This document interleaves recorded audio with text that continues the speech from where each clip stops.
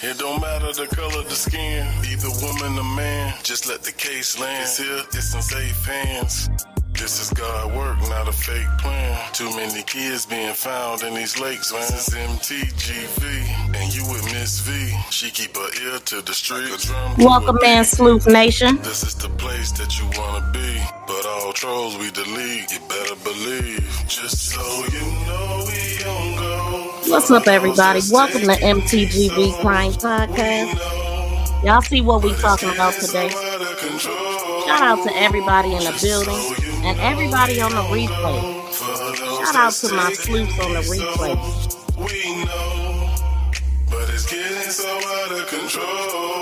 Y'all please smack that thumbs up as you come in. To MTGV, True Crime TV. Y'all know what it is, man. A lot has happened since we talked about KEI'MANI. So the last time we went live, I guess I should say, since the last time we were live, the house has been burned down. There's been indictments, arraignments. A lot of things have happened with this case. And so I want to talk about it because some information about the warrant has come out. The cousin has been named in this warrant.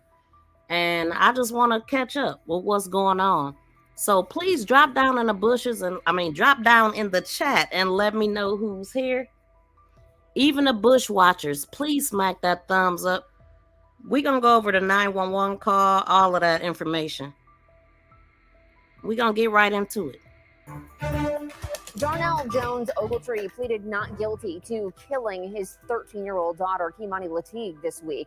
But our 11 Investigates team is learning much more about the police investigation into her death. Lead investigator Brian Duggar joins us in the studio. Brian, you have some interesting records. Yeah, we obtained 11 different warrants this morning, and they show that detectives immediately zeroed in on not only Darnell Jones, but also his cousin, Caleb Jones Dixon.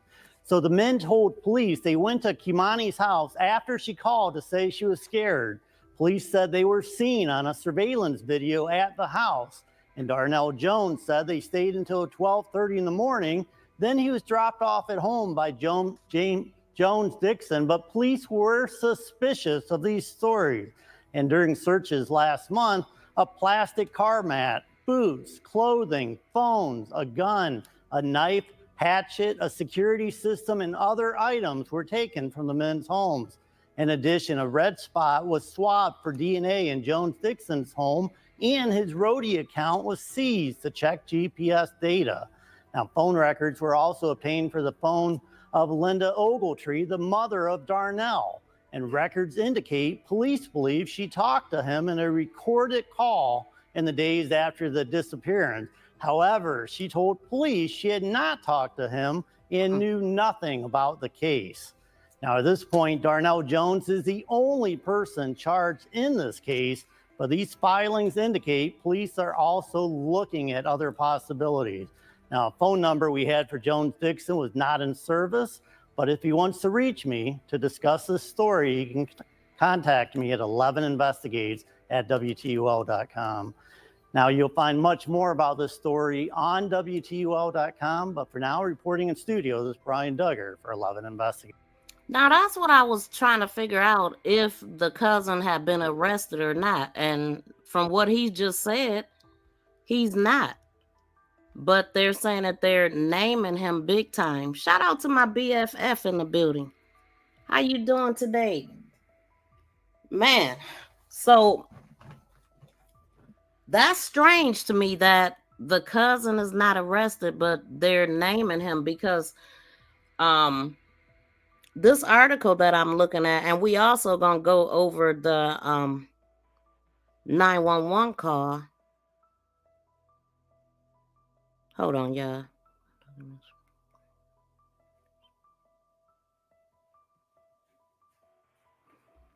Okay, I'm gonna go ahead and let the 911 call play.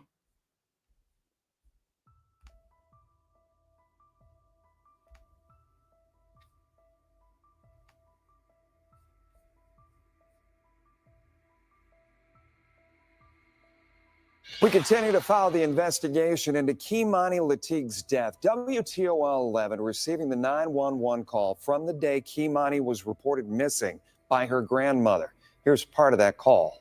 How long ago she's been missing?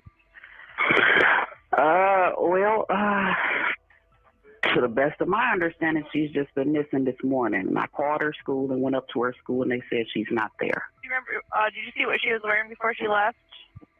No, she's usually going to school before I get home from work. KEI'MANI went missing back on March 18th. Her disappearance sparked a search parties, and garnered attention all over the community. On March 24th, the girl's body was found in an abandoned, burned-out East Toledo home. Darnell Ogletree Jones is charged with killing his daughter, 13-year-old KEI'MANI Latigue. He faced a judge today and pleaded not guilty on all counts. Silver Barker was inside the courtroom for his arraignment. She joins us now with more tonight. Silver?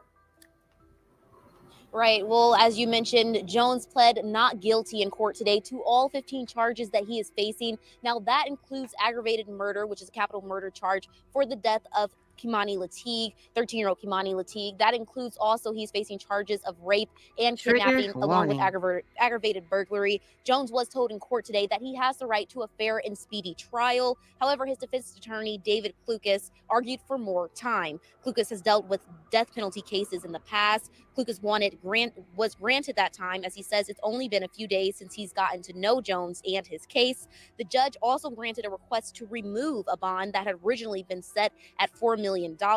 However, the defense reserved the right to revisit that issue in future court proceedings. By the state of Ohio in its motion filed this morning, the state is requesting that the defendant be held without bail or bond. We would like an acknowledgement from the court that if the court chooses to hold Mr. Jones without bail today, that it acknowledges This man's his whole uniform is wearing him. Those keys look like they about to knock him over. It's a big uniform guy. The applicable law does give us the opportunity to come back and overcome that presumption. Now, Jones is being held now without bond. Prosecutors tell us also in court that KEI'MANI Latigue's grandmother, Dorothy Latigue, is going to be her representative in this case. As for upcoming court dates, Jones is expected back in court May 23rd. We'll continue to keep you guys updated. Reporting live in downtown Toledo, Silver Barker, WTOL 11. May 23rd. All right, thanks, Silver. We will continue to cover any new information about this story as details emerge both on air and online.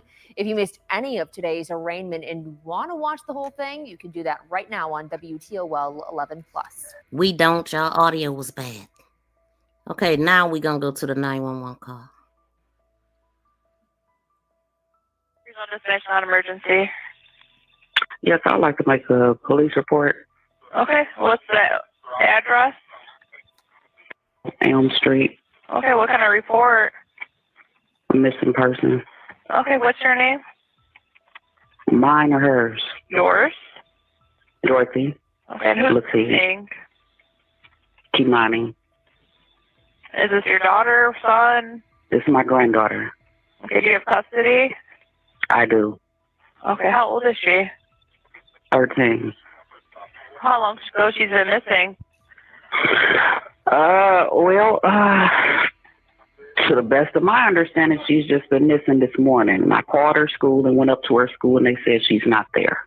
What school does she go to? Spring.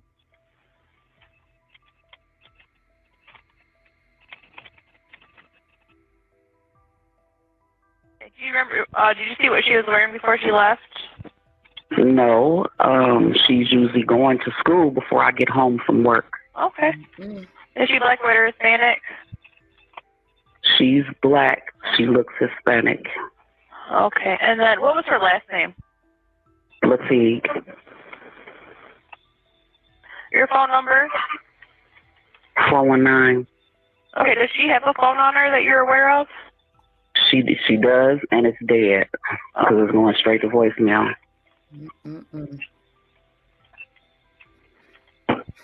All right, I'll be out then. They'll be out. Thank you. You're welcome. All right, bye. Man. Hold on. Let me do this. So one thing about A that capital murder call. case in Lucas County this afternoon. The man. Non-emergency. Hold on, let me come over here. Welcome in everybody that's coming into the building. Too calm for me. I swear she's so calm, y'all. She's super calm. Like I will be spazzing the hell out, but she seems to be very stoic. You know what I'm saying? Like she's not too excited about nothing. Well, it seemed like her face is just like resting. What? A RBF face. Welcome in, Thrive and Glow with Joe. How you doing, Joe?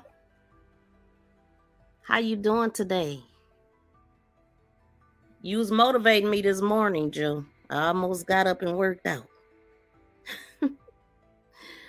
So, okay. So, this woman has not been accused. She has not been arrested. She has not been accused of anything concerning this case. She's actually the representative for the court proceedings and all of that stuff, right? She is not. I know that they looked at the evidence, her phone records and all of that stuff. I'm sure they searched the house, grabbed stuff from there and everything. She hasn't been arrested. She hasn't been named as a suspect or anything like that. And so I won't be reporting as if she's a suspect. I'm going to follow the case.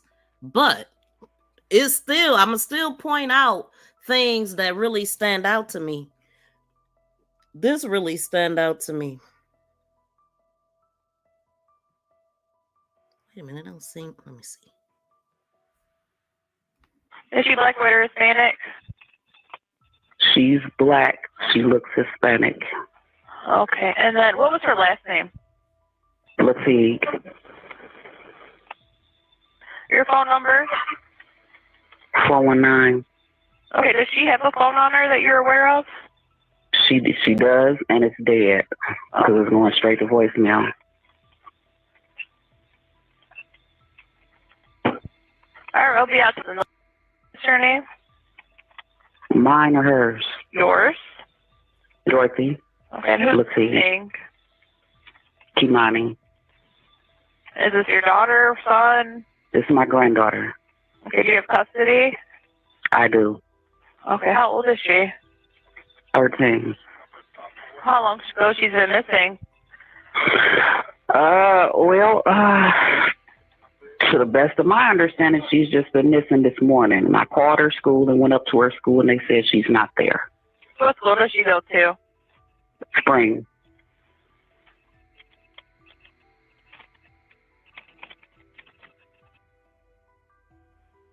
Do you remember, did you see what she was wearing before she left? No, she's usually going to school before I get home from work. That part really stands out to me, right? So what, and I talked about this before. Did she see her the night before she left for work? Now that's the part that I haven't really heard them talk about, although I've heard 10 p.m. I've heard that Darnell dropped her off at 10 p.m. Then I heard something about an auntie said something about 10 p.m. But I know, like, as far as the evidence go, I heard it while listening to the evidence and not what people were saying. I remember them saying that Darnell dropped her off at 10 p.m. But I don't hear that being talked about a lot. My thing, the reason why this stands out so much to me is because I don't understand how you could work overnight and have a school-age child. Well, number one, not have somebody there with her to get her up, get her off to school and all that. But, okay, we gonna just talk about it as it is. She was home alone. So you don't call in the morning to make sure that she's up? You don't call. Like, I wouldn't be able to work. I'm calling off work if I don't have nobody at my house at night. with my underage child. I'm not going to be able to work without knowing that my kid is safe.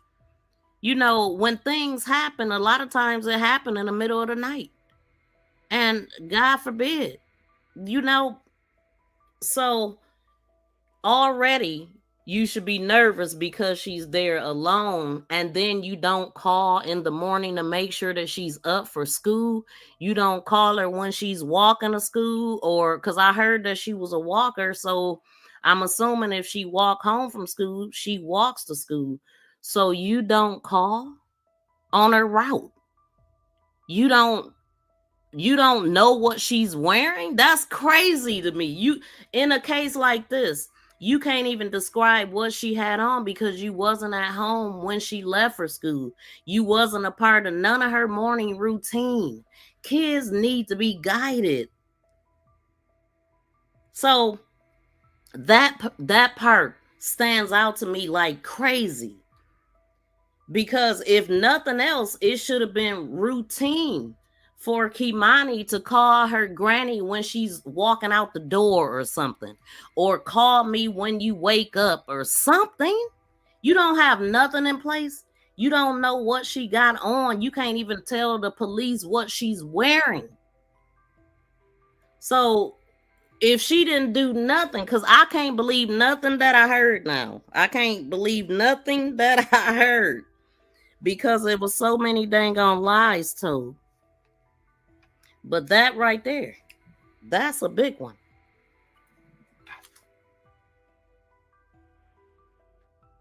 Yeah, that's a big one. Okay, so let me go. I want to go over some of this, the warrant and stuff. Now, y'all do know that they said that that house was arson. I don't know who was bold and brave enough to go over there and torch that thing, but from my recollection, didn't that happen the day after his indictment? Like, he was seen in court, and then the next morning the house was torched or something. And like I said, when I seen it happen, I said, I hope they got all the information out of there that they needed. I really do. Like, they could have overlooked something. They could, I bet, I mean, it would have had to been somebody that had something to do with it, I would think. Who else would want the house burned down? But I'm noticing that they named the cousin. So I want to go over this. This information is coming from WTVG. And that's Action 13 News. And it is, it says the search warrant obtained by 13 Action News detail questions investigators had surrounding the phone calls and interactions with the alleged unaliver in the KEI'MANI LATIGUE case. So Darnell Jones, who also goes by Darnell Ogletree, is facing more than a dozen charges, and I've seen 15, in the abduction and death of 13-year-old KEI'MANI LATIGUE, marking the first Lucas County death penalty case in the last decade. Search warrants show detectives sought information on phone calls involving Jones and his mother, Linda Ogletree. Now, I heard him say in court that Ogletree is his birth name and Jones is his adoptive name. The cousin that they named, it's a whole different name. Like, the last name, they said Caleb Dixon Jones is the name that they're saying. And according to that video we just watched, he ain't arrested. So I'm a little confused. It seems like he used multiple names. Yeah. So, hold on. All right. So the warrant said a detective learned on March 23rd there was a recording between Jones and his mother related to the investigation. That was the same day authorities first filed an abduction charge against Jones. And it was the day before the young girl's body was pulled from the vacant home on Miami Street.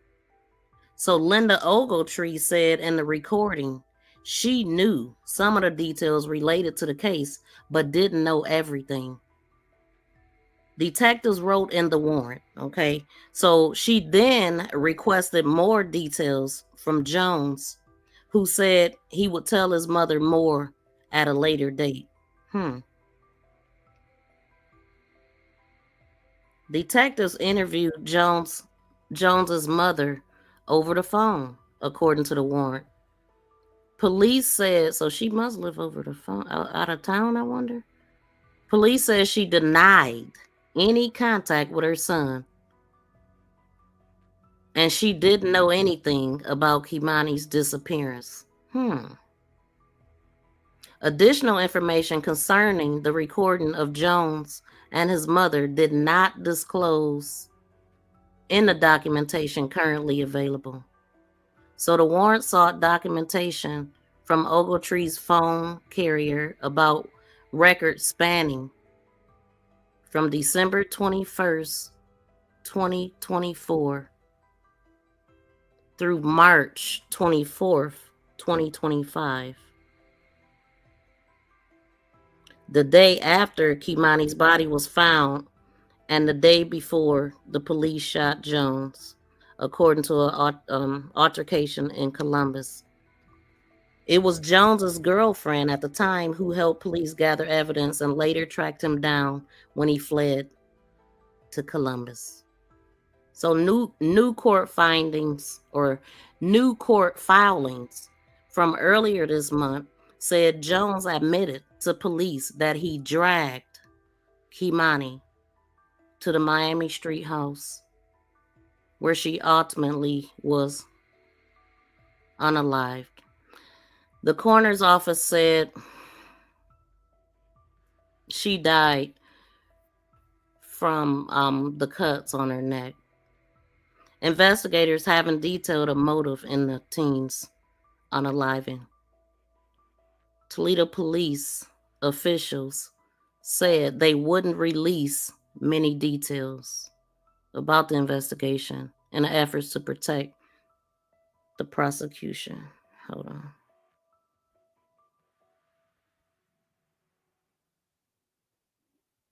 Shout out to everybody in the building. Y'all, please smack that thumbs up. We got 50 in the building. Can we please get 50 thumbs up? No tracker on her phone. I wondered, like, I'm going to read something else. Hopefully we'll get to some information. Let's see.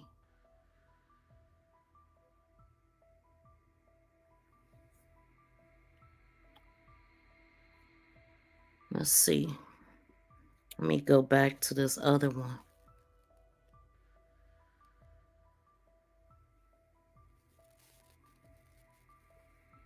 This one is coming from, wait a minute, hold on, let me make sure.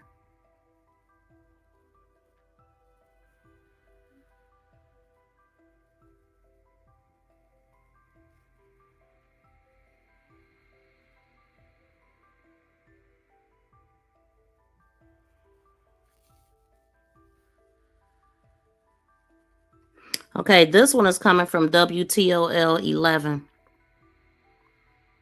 And this one says the warrant shows detectives focus on the father and the cousin in the teen's murder probe.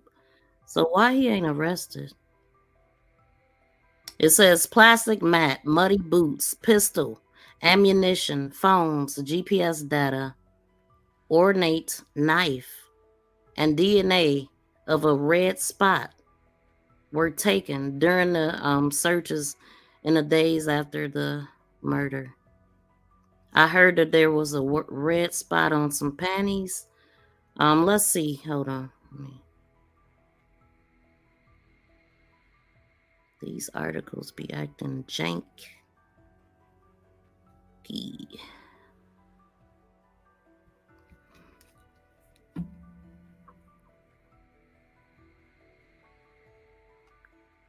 Welcome to all the bushwatchers. Y'all, please smack the thumbs up. I don't know what I got here. Why this ain't opening up? Hold on, y'all.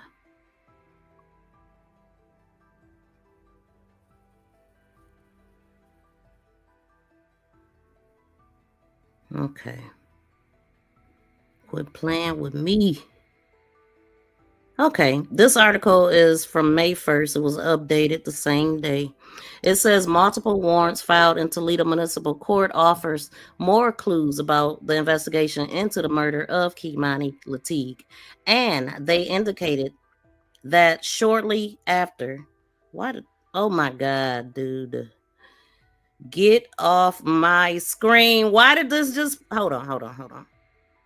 Nope, we ain't gonna even do that. I got something for y'all. Hold on. I can't stand these articles, y'all. I promise. Hold on. It did a pop-up. You know them pop-ups that you can't get off? So I got a trick for y'all, too.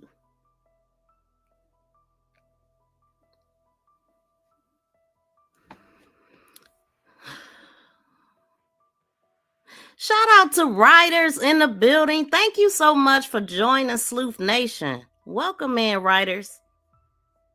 Hold on.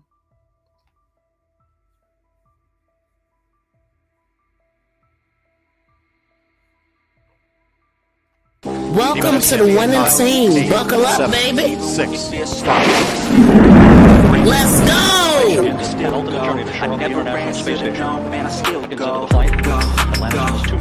Shout out to writers.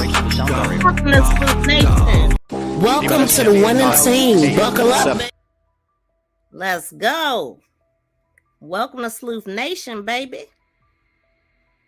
God dang it now. Hold on, y'all. Like, I hate this. I don't like looking for stuff when I'm up here. All kind of pop-ups. Hold on. Oh my God. Hold on. I think. Is this the new one? No, this ain't the one I want.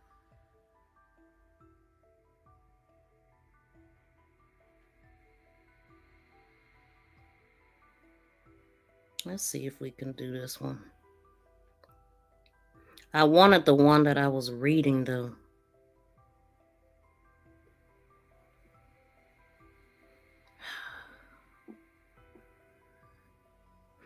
In the days before KEI'MANI LATIGUE's body was found in an abandoned, burned-out house on the east side of Toledo, used as a raft of search warrants. Police used a raft of search warrants to gather information in the investigation. While police were zeroing in on Jones within days of KEI'MANI's disappearance, they were also securing search warrants connected to other people close to the case. A review of those warrants revealed how police went about trying to verify what they were told by witnesses and potential suspects. On March 21st, 3 days after KEI'MANI was reported missing by her grandmother and guardian, Dorothy LATIGUE, police requested a pair of search warrants for Jones's Willard Street residence, as well as a search warrant for his cell records for Jones, Miss LATIGUE, KEI'MANI's mother, Tiara Kaskin. So they got Jones's records, Dorothy's records, and Tiara. A day after Jones's cousin, Caleb Jones Dixon, was the target of a trio of search warrants. One for his phone records. Wait. Dixon was the target of a trio of search warrants. One for his phone, one for his phone records, and one for his account roadie. Software used by delivery companies to track their vehicles and employees. What?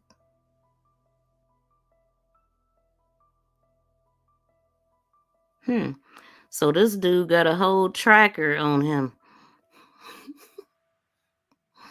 Was he using his company vehicle? Okay, let me try to just read it because I ain't read none of the stuff. So, software used by delivery companies to track their vehicles and employees. 2 days later, police also requested the search warrant for Mr. Jones Dixon's East Broadway Street residence. Within days of KEI'MANI's disappearance, when it came out on social media that Mr. Jones Dixon was one of the last people to see KEI'MANI alive at her grandmother's Northside home, he quickly became a target of public suspicion and allegations. I ain't got nothing to do with that, he told the Blade on Thursday. Police searched my home. God dang it. Police searched his home. They impounded his car. Oh, is he the one with the Kia Optima Forte?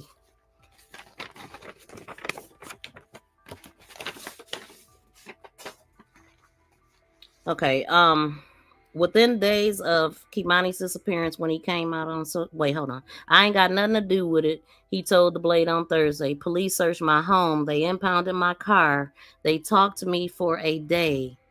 They said I am clear. Okay, he ain't got nothing to do with it. Well, that's what he said. But he ain't arrested. Allegedly, according to what we just heard. So, hold on, let me do this.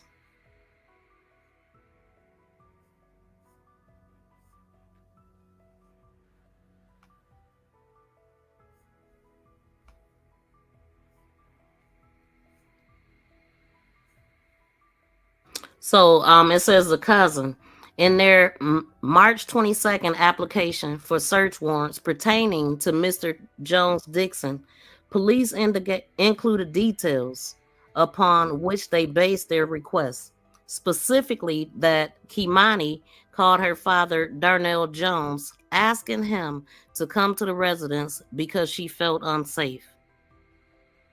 Darnell Jones came to the residence with his cousin, Caleb Jones Dixon, and stayed with his daughter approximately an hour, leaving the residence around 12:30 on March 18th with Mr. Jones Dixon.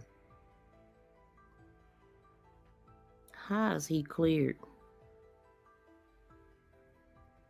The search warrant goes on to decide initial conversations with Mr. Jones Dixon, in which police said he gave inconsistent statements regarding his time with Darnell Jones and KEI'MANI. Caleb Jones Dixon was unable to provide detectives with an accurate timeline for his whereabouts. The search warrant continued.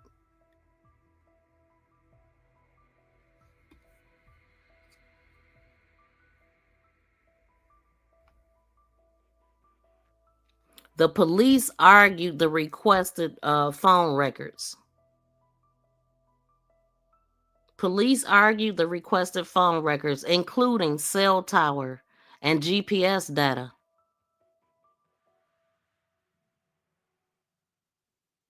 Along with data from the roadie system, will provide a complete record of his locations and travels. Police notified the court on Monday that they had received the requested records. So, according to the Toledo police spokesman, Lieutenant Paul Davis, the investigation into KEI'MANI's disappearance and unaliving is still ongoing. He refused to say if other individuals were still under scrutiny or if further charges might be forthcoming. As for Mr. Jones Dixon, he is tired of the rumors and innuendos circulating on social media about him and others in KEI'MANI's unaliving. And that's why I didn't want to put nobody's name out there, because I don't know. Like, I don't feel comfortable putting people's names out that ain't arrested or listed as a suspect. If we were included in it, we would be in the same boat as Jones, he said. We aren't. Jones was arraigned on, it's just weird though. I don't know, man. But Jones was arraigned Wednesday in Lucas County Common Pleas Court on 15 counts pertaining to KEI'MANI's disappearance and unaliving, including 4 alternative counts of aggravated murder that have the death penalty specifications attached, 2 counts of first degree RAPE, 3 counts of first degree kidnapping, and a single count of first degree aggravated burglary and 5th degree gross abuse of a corpse. Some of us are getting judged by the public, Mr. Jones-Dixon said. They don't know the details. They just going off of what people on social media say. Let it play out. Read the facts of it. Mr. Jones-Dixon further said he knows very little about other aspects of the investigation. I don't know other details. What's going on with Jones? What's going on with the granny or anything like that, he said. I see everything from social media and I have no comment on that. They pretend like it ain't affecting us. It is. Okay. I bet. Man. So, the caregiver. The caregiver. Another person for whom police sought cell phone records was Lisa White, who lives with Miss Latigue and would typically be at the house caring for KEI'MANI. Miss Latigue was at work. When Miss Latigue was at work. Miss Latigue was at work the night KEI'MANI disappeared. Lisa White is the one that was going around saying that she was the mother of KEI'MANI and sharing flyers and stuff allegedly.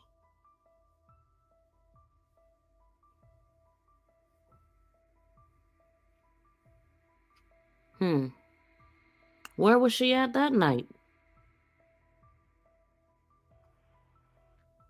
Interesting. I was aware of the search warrant.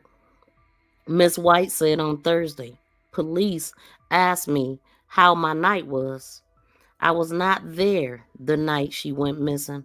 I was out with a friend.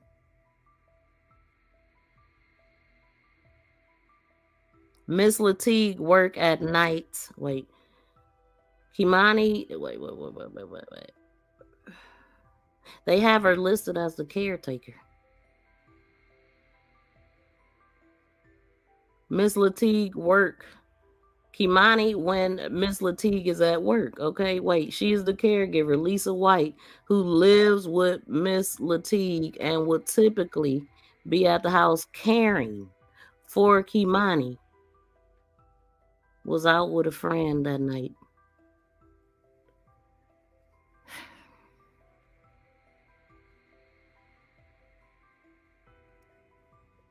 The police came and got me. They interviewed me the day she went up missing. She came up missing. The day after. The next day, she said. They asked for my phone and I turned it over. I have nothing to hide. Miss White has also felt the wrath of the frustrated and suspicious public, noting she stayed away from a number of the initial searches because of the hostility she experienced. The day we went looking for her, all of her family was trying to fight me, chasing me down the street. She said. I heard Kat talking about that she said that they said that she ran her away from up over there. So that's what she said. The day we went looking for her, all of her family was trying to fight me, chasing me down the street, she said. The day of KEI'MANI's disappearance, Miss White told police she knew Jones only casually. As with all the other search warrants for cell phone data, police said the data requested would help determine the locations and travel of the phone, as well as the phone numbers contacting and contacted by the police. With these records, additional parties could be interviewed to determine their knowledge of facts or actions involving investigation. The search warrant continue. So now they're talking about the Willard Street warrant. That was where he was living at with his girlfriend. While the majority of the warrants secured by the police involved a variety of electronic data, primarily from cell phone providers, 3 warrants were also executed on 2 homes, Jones and Mr. Jones Dixon. On March 21st, police secured a warrant for Jones' residence because they believed there is now being concealed certain property, namely a pair of girls' yellow underwear with blue lace stained with blood, a plastic mat. What?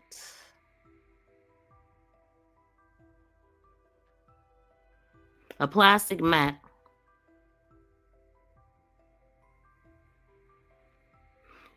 used in the rear of the red Ford Explorer, and a pair of men's muddy boots.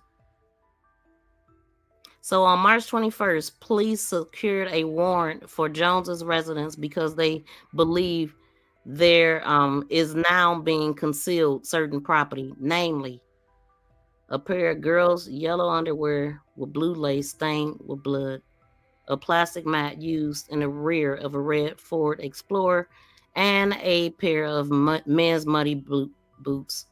The warrant was based on information that Jones's girlfriend, Nina Turner, who told police she saw him remove the plastic mat from the rear of his Ford Explorer, roll it up, and store it under the basement stairs along with a pair of muddy boots. I heard her say she was upstairs when he did that and the neighbor saw him do it or something. And she has some family at the house. Anyway, police also referenced an interview with Miss Latigue in which she told detectives a pair of KEI'MANI's underwear had gone missing after her father, Darnell Jones, came to the residence after she was reported missing. Miss Latigue stated that she pointed out the pair of underwear to Darnell as concerning, and this bastard took them. After Darnell left the residence, Dorothy Latigue went to gather the underwear, and they were no longer there. This dude is stupid. What? So did he do this at Dorothy house? He had to have done it at Dorothy house. He did this at her house.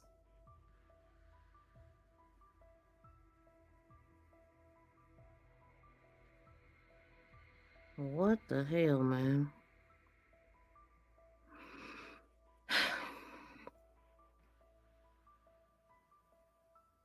What a piece of crap. While executing that warrant on March 21st, police recovered a rubber car mat and a pair of men's boots from under the basement stairs. They also seized a pair of black sweatpants from the basement washing machine. They also seized a pair of black sweatpants from the basement washing machine and a pair of red and gray shoes from the living room. They did not find the underwear listed on the warrant.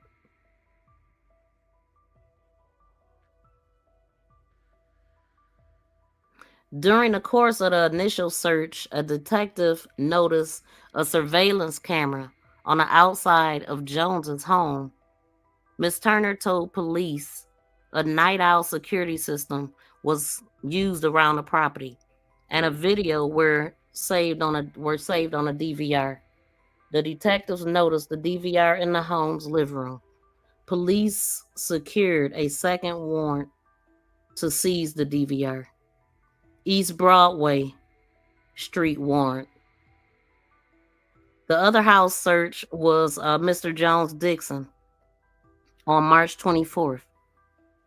In the application, that search warrant, police said they were looking for muddy clothes and shoes or boots, young girls' clothing, including a pair of yellow underwear with blue lace, a Fox D cell phone,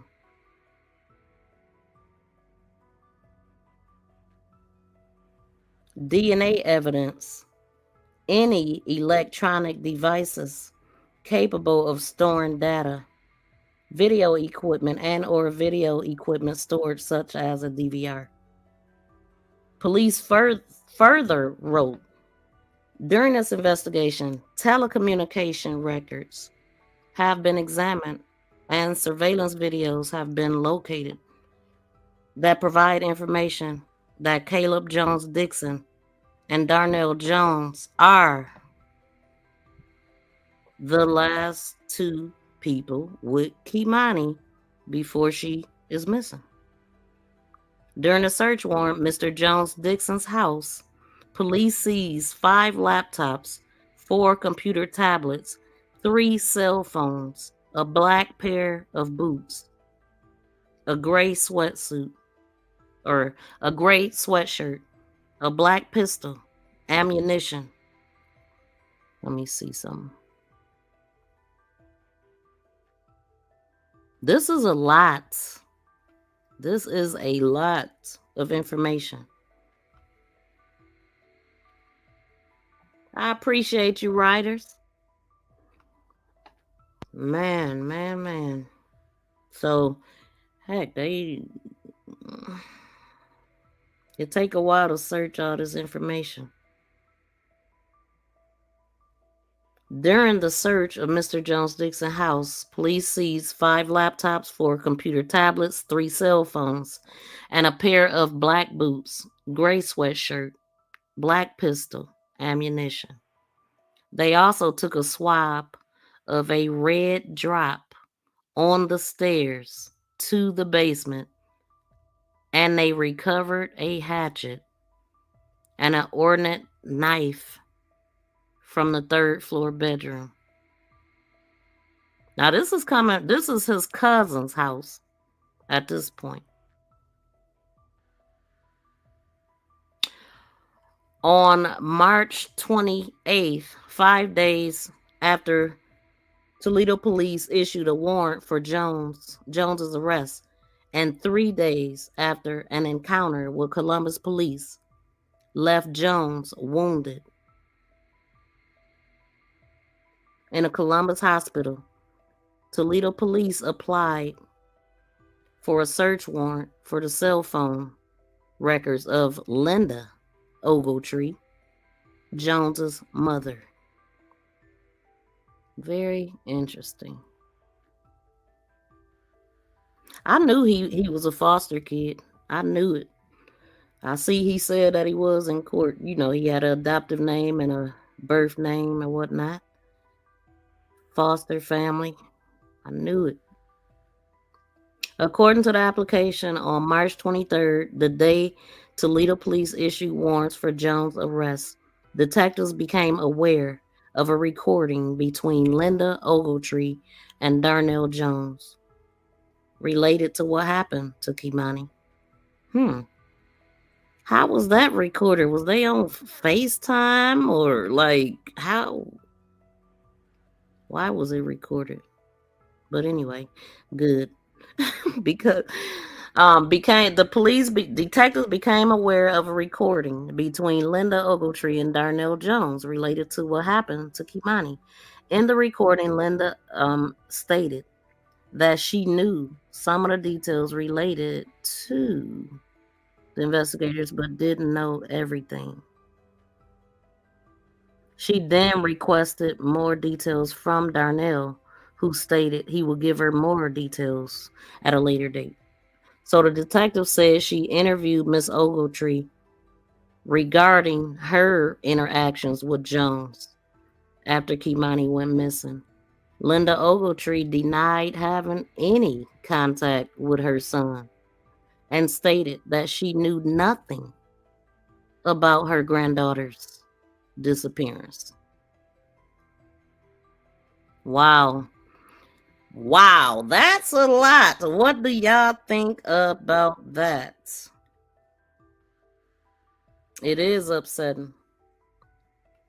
And then he's sitting up here looking stupid.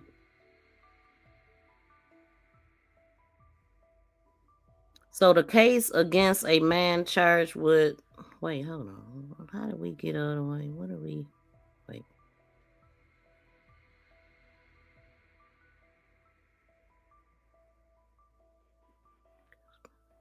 What?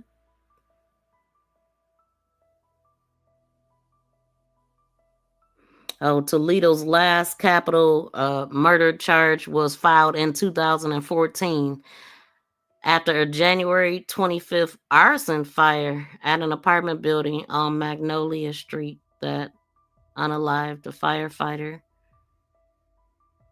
2 firefighters. I think I remember that. But I thought that was a store that it happened. But it was 2014. 2 firefighters were unalived. And the death penalty specifications against building owner Ray Abu Arab were dropped from the charges shortly before his trial in 2014. However, that proceeding ended with a mistrial after a police detective inadmittedly testified about Arabs having failed a polygraph test. What? Look, now this got me into something else. But anyway, I do remember this happening. I remember it being a fire. I remember the firefighters passing. And I thought it was something about it was set on purpose.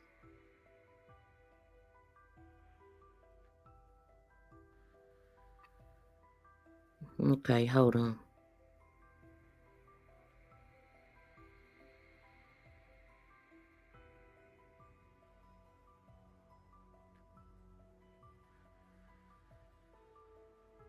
In a police affidavit accompanied the municipal court charges, Jones admitted to having cut KEI'MANI's throat with a sharp object.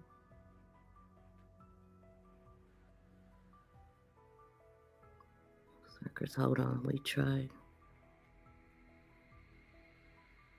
Okay, let me see something.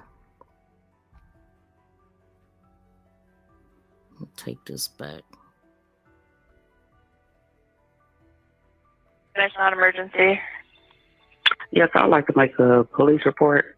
Okay, what's the address? Elm Street. Okay, what kind of report? A missing person. Okay, what's your name? Mine or hers? Yours? Exactly. Dorothy. Okay, and who's missing? KEI'MANI. Is this your daughter, son? This is my granddaughter.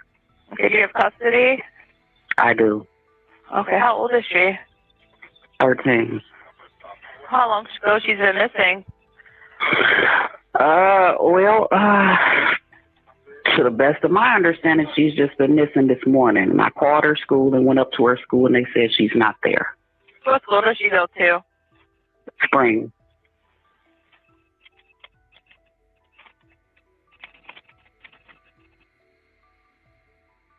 Do you remember, did you see what she was wearing before she left? No, she's usually going to school before I get home from work. Okay. Is she black, white, or Hispanic? She's black. She looks Hispanic. Okay, and then what was her last name? Latigue. Your phone number? 419 Okay, does she have a phone on her that you're aware of? She does, and it's dead because it's going straight to voicemail. All right, they'll be out then. They'll be out. Thank you. You're welcome. All right, bye.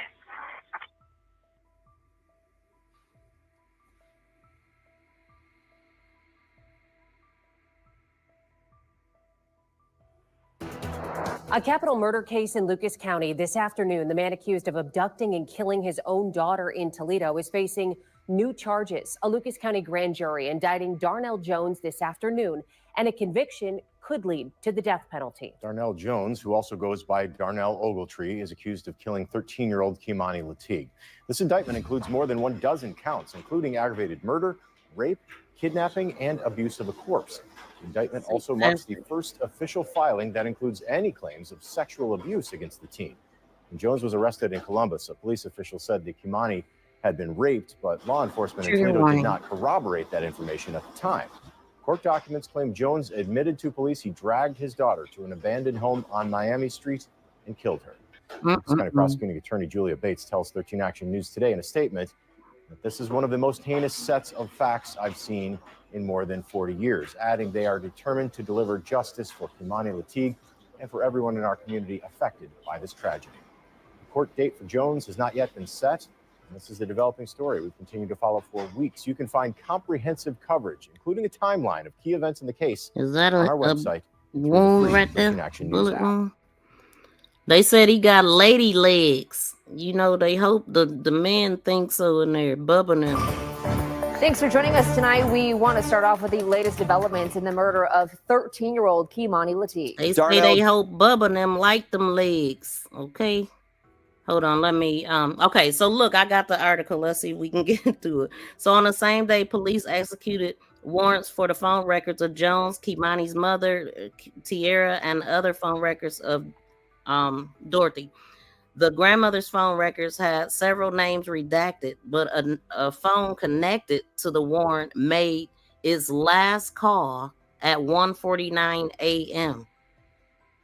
So the grandmother's phone warrant has several names redacted, but a phone connected to the warrant made his last call. Oh, that's KEI'MANI's phone. KEI'MANI's phone made the last call at 1:49. That's when he was sitting up there. I knew this number time because he said something about 1:49 and something else. It was the same pretty much, but. Yeah, so that was when he made them calls to through KEI'MANI's phone. So that gives us somewhat of a timeline too. It would have had to happen. It probably happened before that. But anyway, oh my God, it did it again. So here we go. Let's do this. I already knew what you was about to do.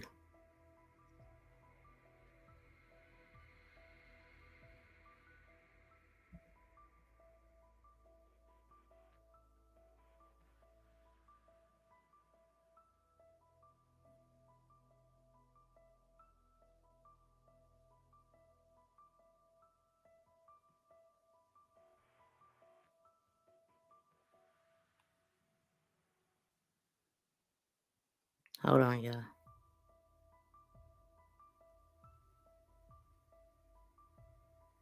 Yep.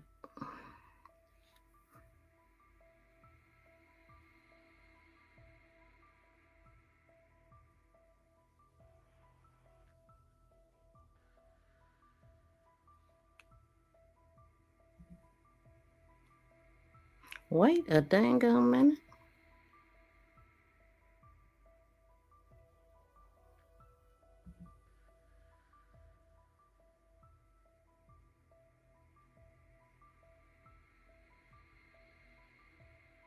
How did I get these? This is not what I was just doing.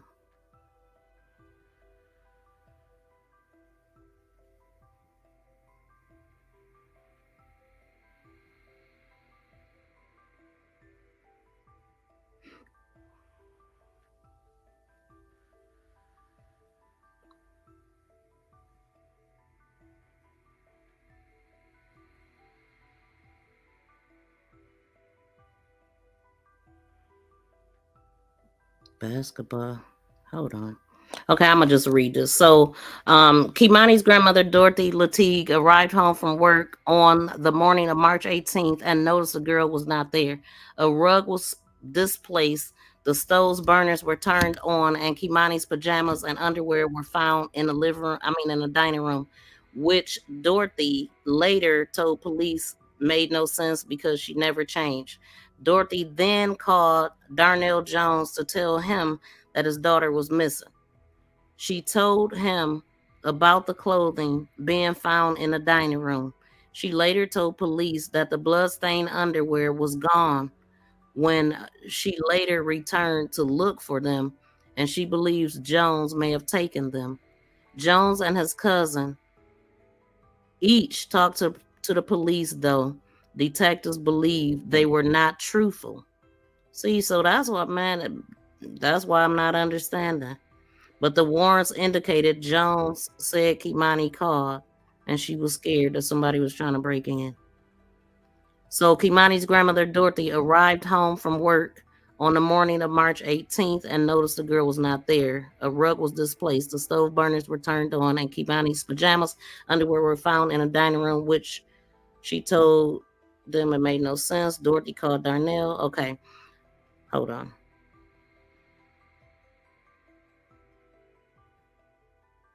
So Jones and his cousin each talked to the police. The police, okay. Jones said Keimani called and said she was scared somebody was trying to break in. He claims they waited outside of the house.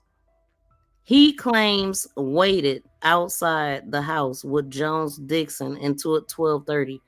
What sense do that make? If she was scared in the house, what the hell you outside for? That ain't soothing. But anyway, he claims he waited outside the house with Jones Dixon until 12:30 a.m. Then his cousin dropped him off at his house. See, so that sounds like it put the cousin with him. It sounds like some real shady stuff happened here.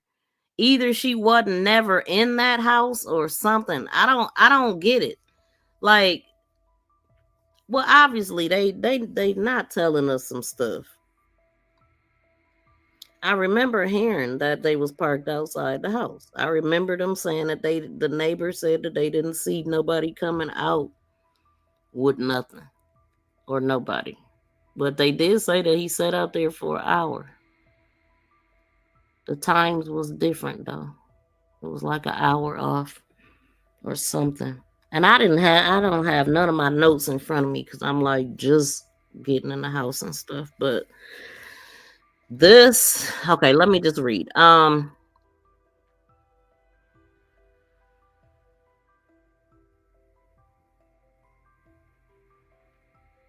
on.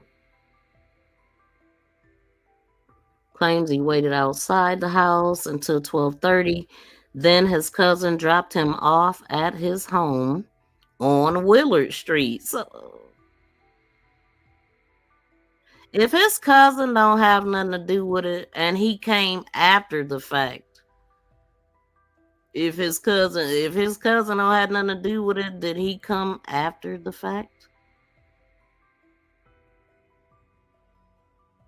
Or do they just not have enough evidence to arrest the cousin?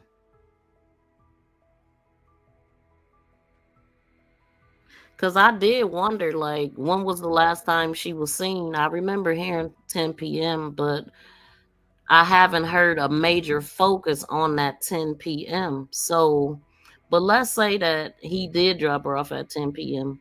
Did he drop her off? How would he know Lisa White wouldn't be home?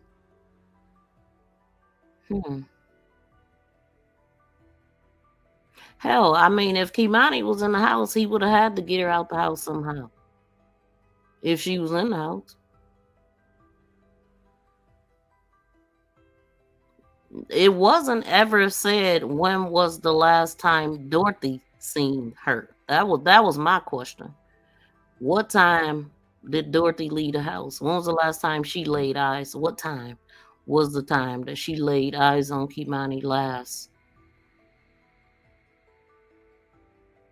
And again, I remember hearing 10 p.m.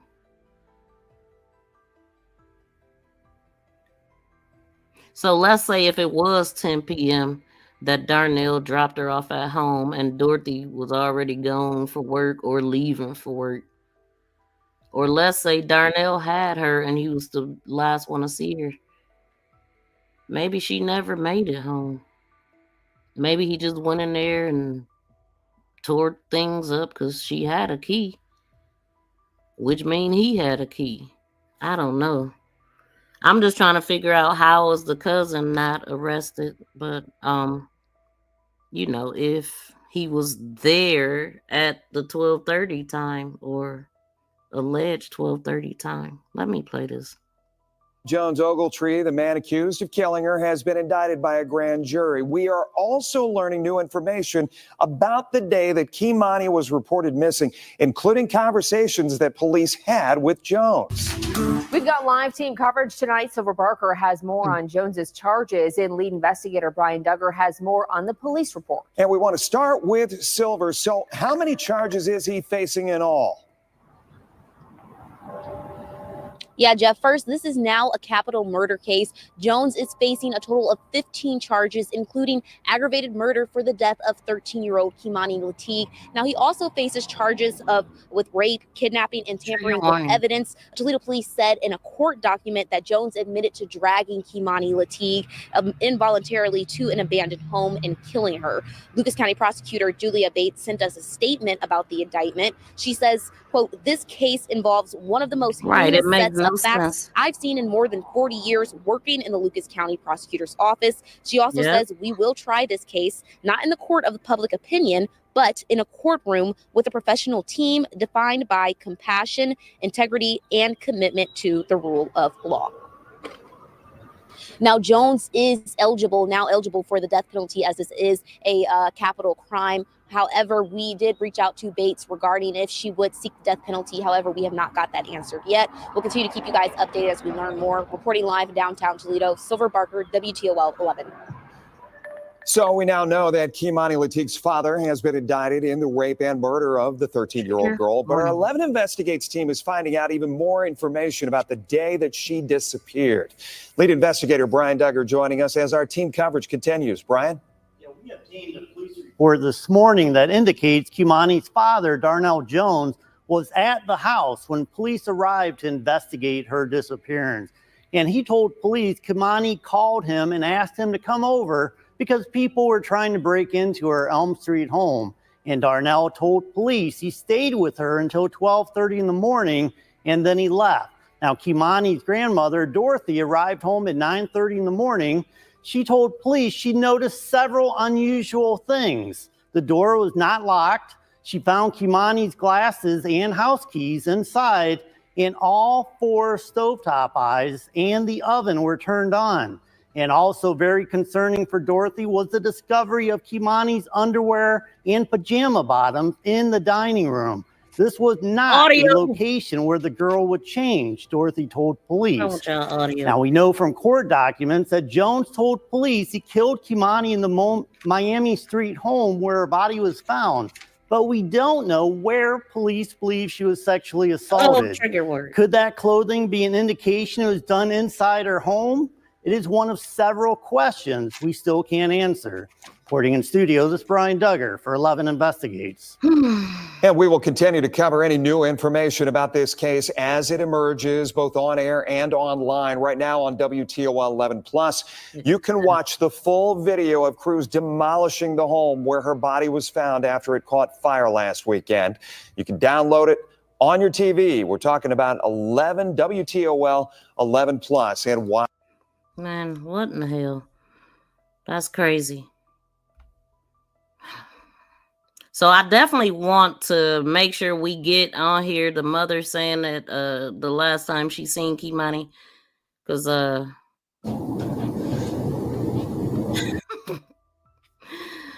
because I think that was one of my questions. Did she? I don't think I talked about it, but I didn't have her saying it and I was questioning it.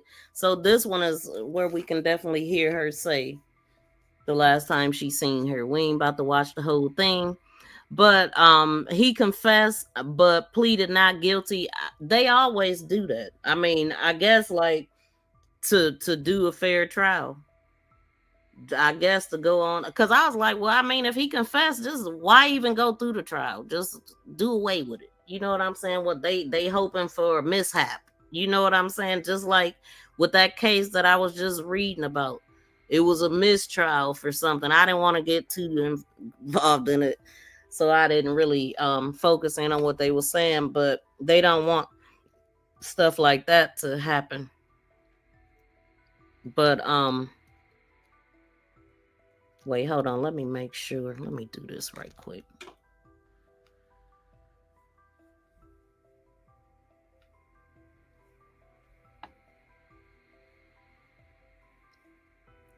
His lawyer probably told him, "Fool, you wasn't supposed to plead. You wasn't supposed to say that." He know he did it. Put him out of his misery.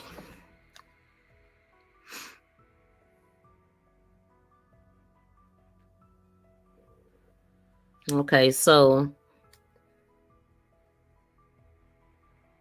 hold on, y'all. How did I get over here?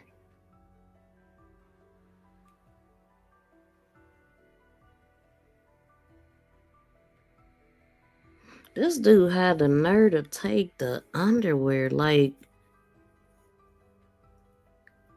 did he not know what happened before he left? I'm kind of confused. He would have had to been the one that left him there. And he didn't think to take him until he came back to the house. That's very odd. All of it is odd. Like, how do you be the damn criminal, the rescuer, and the searcher? You see, and the daddy. Like, such betrayal. So he was her savior. She called me and told me that someone was trying to break in. So I'm going to go save her from me. Wow, what a story. What a cray-cray person. I heard him say he has schizophrenia. Was he out of his mind at the moment? He deserved the death penalty for what he did to her, in my opinion.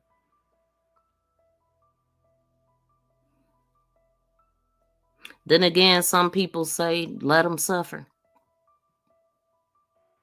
I don't know if they'll have him stick around long anymore. I wonder if he'll get the option. Y'all know they brought the firing squad back. That's wild.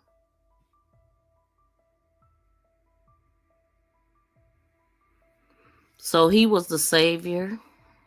He was the burglarer. He was the RAPs. He was everything. He was everything in this. He made himself everything in this. She called me and told me she was scared. Somebody was trying to break in. But it was actually him. He sat outside the house for an hour. What the hell was going on then? The neighbor said he seen two people in the truck. So was that just a front? I don't know. Why would you? I don't know, y'all. Nothing makes sense. I can't think like a person like this. Let me try to, she later told police, okay, hold on. Let me see. But documents say the men's statements were inconsistent. Jones-Dixon timeline events did not match what was known. Documents also said that Jones and Jones-Dixon were seen on surveillance at the house with KEI'MANI. Why he ain't in jail then? Make it make sense. Documents also said that Jones and Jones-Dixon were seen on surveillance video at the home with KEI'MANI. On March 21st, police executed a warrant at the Willard house Wait a minute, I'm not about. Hold on, this is something different though. So they executed a warrant at the Willard house, which is where Jones and his girlfriend Nina live. Turner previously told police she has seen Jones take the plastic mat. They said previously. I'm telling you, I didn't hear her say that.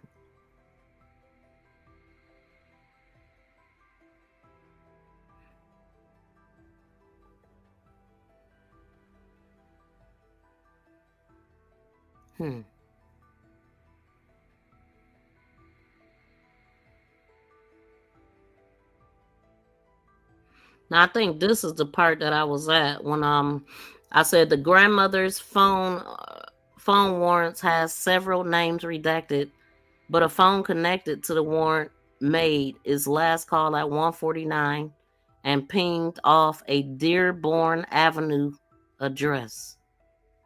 So he's sitting up here and that's probably near where her phone is at. I wonder if they got her phone or not. Obviously he had it, called making phone calls.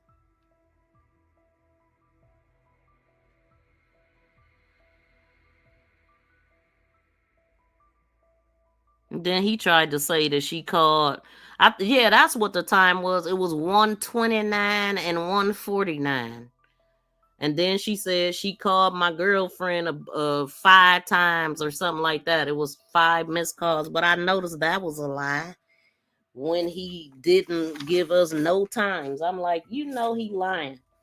He gave us all the. Let me look at the dang on report. Darnell stayed at the location until approximately 12:30. KEI'MANI followed him to the door to assure it was locked. Darnell went home and went to sleep. When he woke up, he saw a missed call from 1:30. But it say 1:49 there. Hold on. I remember 1:49 and 29. That might have been what he said out of his mouth or something.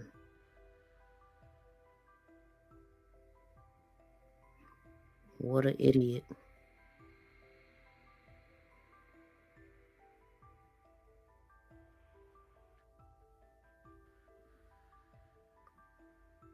Darnell stayed at the location until approximately 12:30. She followed him to assure the door was locked. Darnell went home and went to sleep. When he woke up, he saw a missed call from 1:30. He knew KEI'MANI had school and didn't think much of it until Dorothy contacted him.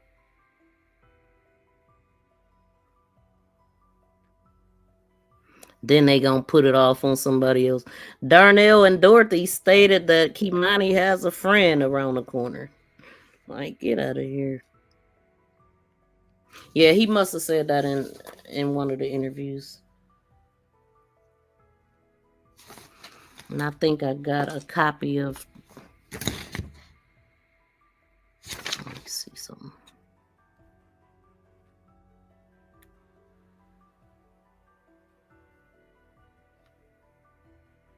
Move this. Y'all, please smack that thumbs up. Please subscribe and press that notification bell and thumbs up. Please subscribe.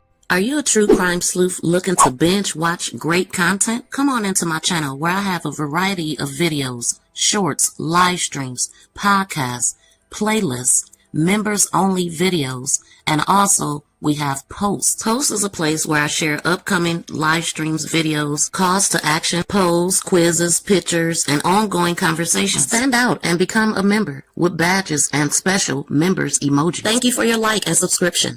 Are you a true crime sleuth looking to binge? What in the fuckity fuck kind of shit is this? Wow. Okay, now that's the wrong paper. Y'all, please smack that thumbs up if you didn't get a chance to. Be sure to subscribe to the channel so you catch every notification every time we go live. So this is one of the documents we went through In case y'all want to screenshot anything, this was the information that they was going by, the times and stuff. What is this? KEI'MANI is fine. Oh, shoot. Them dang on. Somebody texting they dang on self is what I'm looking at there. That's what it looked like. I don't know. Crazy ass.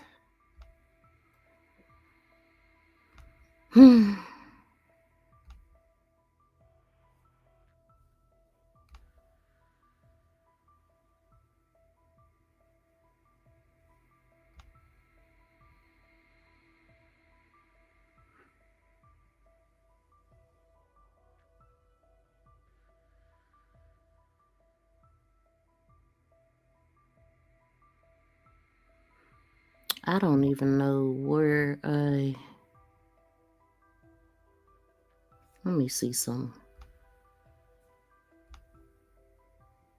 Yeah, I don't even know where I got that. While I get that a lot of false custody was turned over to the grandmother, she has paternal rights for KEI'MANI. Why you think she was called to the scene to identify her? She was the only one with rights. CPS knew she was in the custody of her because they was at the house. I don't even know why I even... Hold on.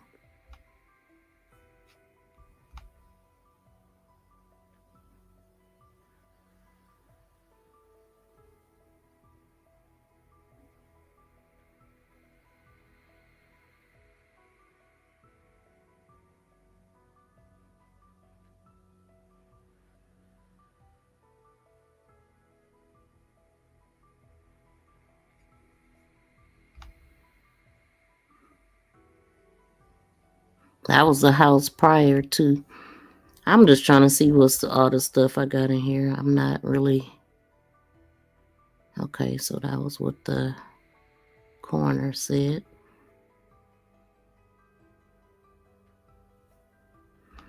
Okay, and this is actually what I was trying to get to, just like. So that says photo op. This is property evidence, digital evidence, photographic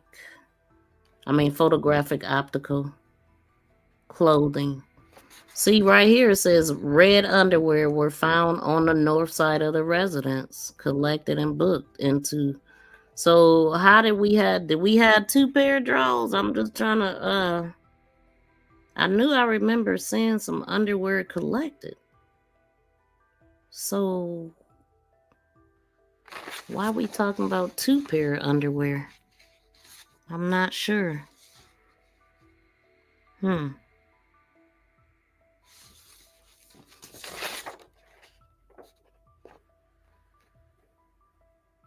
But anyway, red underwear found on the north side of the residence, collected and booked. We got the white pillowcase. We got the memory card, the CN59 photos.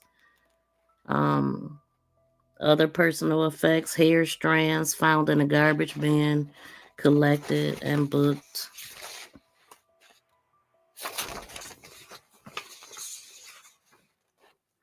Let me look at that.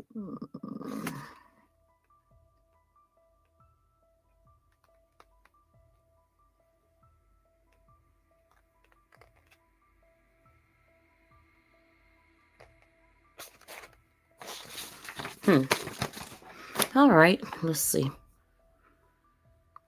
What else I got in here? Oh, we don't need to talk about Donald Trump right now. Okay, we're going to clear that out.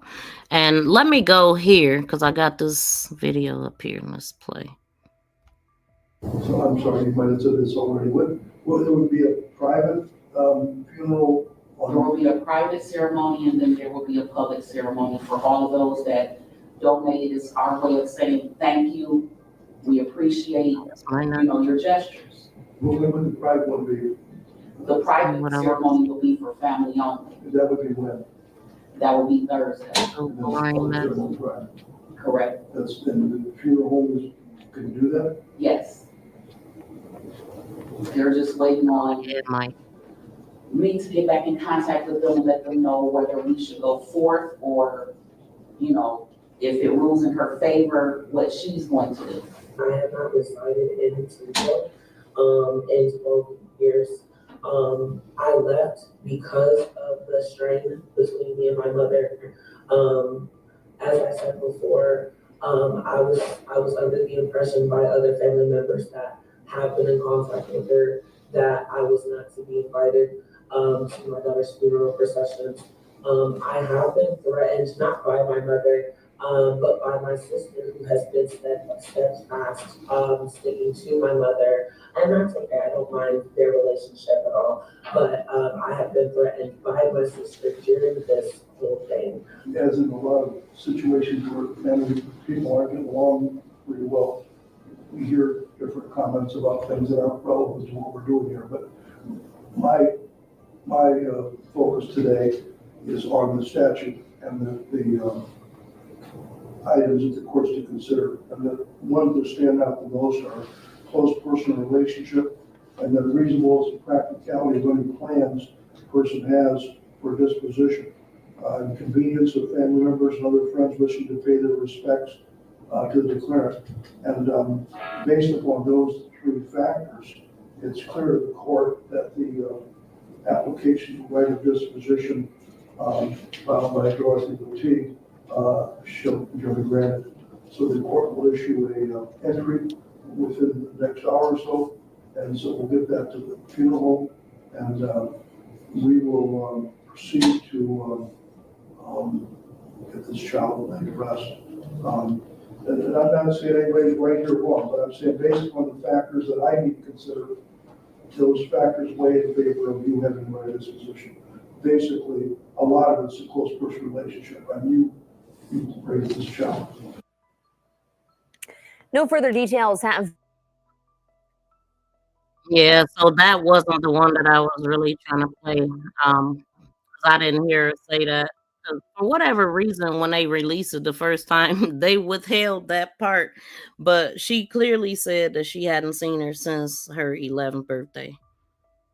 And pretty much that's what bought her mother the ability to lay her to rest. And she was cremated.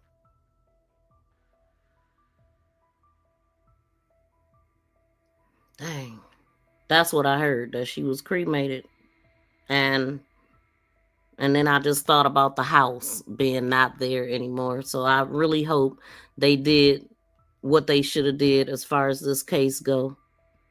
You going in a meeting? We about to get up out of here too. Thank you so much, BFF, for tuning in. So it sounds like cousin dropped Jones off at home. He went back in his car. How he had that bloody mat. It just don't make no sense. I don't know. I'm gonna have to think about that. I'm gonna have to think about that. But the cousin is not arrested according to what I'm looking at here and what we hearing. So I'm not sure, y'all. But that is it for today. I mean, for this live stream. Thank y'all so much for tuning in. Please be sure to subscribe to the channel and set all notifications so you know every time I go live. Even if you watching from the bushes, which y'all are, please smack that thumbs up, y'all. And I will see y'all in the next live stream.